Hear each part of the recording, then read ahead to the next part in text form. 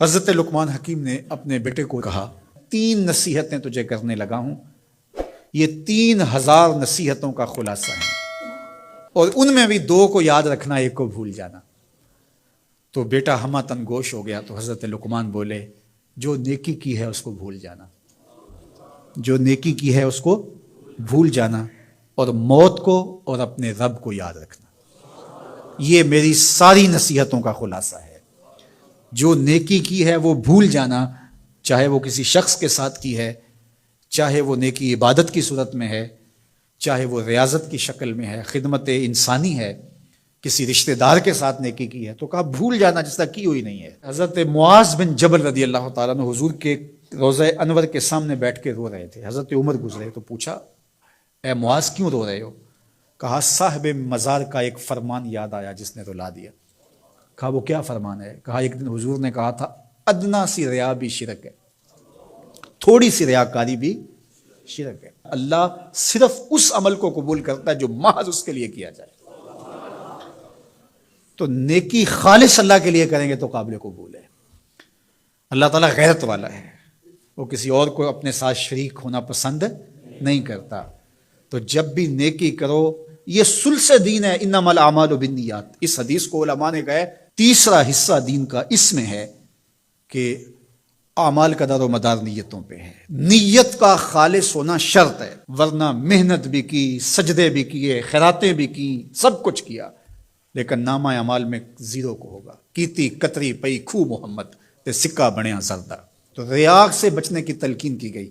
حضرت لقمان حکیم نے کہا جو نیکی کی ہے اس کو بھلا دینا، اللہ کو اور اپنی آخرت کو کبھی فراموش نہ کرنا۔ جب آخرت مستحضر رہتی ہے، ہر وقت بندہ خیال میں رہتا ہے کہ میں اللہ کے حضور پیش ہونا ہے، ایک میدان لگنا ہے، وہاں ترازو گڑے گا، اعمال تولے جائیں گے، تو خود بخود اپنا محاسبہ کرتا رہتا ہے۔ یہاں وہ کچہری خرید سکتا ہے، عدالتیں خریدی جا سکتی ہیں، تھانے یہاں بک جاتے ہیں، یہاں منصف بک جاتے ہیں، لیکن وہاں اللہ کی پولیس نہیں بکے گی، وہاں کے تفتیشی نہیں بکیں گے، وہاں کے تھانے، وہاں کی کچہریاں نہیں بکیں گی، وہاں ترازو پورا وزن تولے گا۔ یوم تبلی السرائر فما لہ من قوت ولا ناصر۔ فرما جس دن راز کھول دیے جائیں گے، کوئی کسی کی مدد نہیں کر پائے گا، اور نہ کوئی طاقت سے اپنے عیب کھلنے سے روک سکے گا۔ تو جب مستحضر ہوگا کہ میں اللہ کے حضور پیش ہونا ہے، ایک کچہری لگنی ہے، ایک عدالت لگنی ہے۔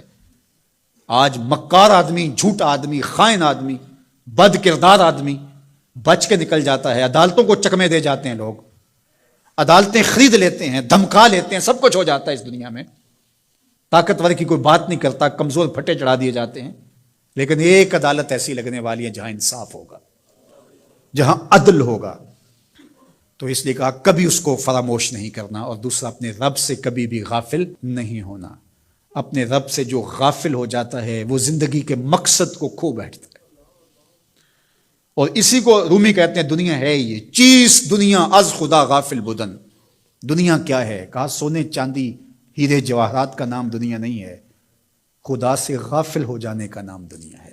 تو اس لیے اللہ کے ذکر سے، اس کی یاد سے، اس سے کبھی بھی غافل نہیں ہونا چاہیے۔ اور اگر کوئی اس سے غافل ہو گیا تو سن لو وَلَا تَكُونُوا كَالَّذِينَ نَسُوا اللَّهَ فَأَنسَاهُمْ أَنفُسَهُمْ أُولَٰئِكَ هُمُ الْفَاسِقُونَ۔ کہا ان لوگوں کی طرح نہ ہو جانا جو خدا سے غافل ہو گئے۔ تو جب وہ خدا سے غافل ہو گئے، اللہ نے انہیں ان کی ذاتوں سے بے خبر کر دیا۔ کسی نے کہا اقبال سے کہ تو نے خود ہی کا سبق کہاں سے لیا تھا؟ کہا قرآن کی اس آیت سے لیا تھا۔ اور یہ بات ذہن میں بٹھا لیں، اپنے لیے بھی اور اپنی اولادوں کی طبع میں راسخ کریں جیسے بھی ہو سکے، کہ ایک چیز کو بھول جانا ہے، جو نیکی ہو گئی بھول گئے، اور اللہ کو بھی یاد رکھنا ہے اور آخرت کو بھی یاد رکھنا ہے۔ یہ چیز یاد رہ گئی تو سمجھ جاؤ خیر ہے، اور اگر یہ 2 چیزیں بھول گئیں اور جو بھولنے کی چیز ہے وہ یاد رہی تو سمجھو ہم نے اپنا سب کچھ لٹا دیا۔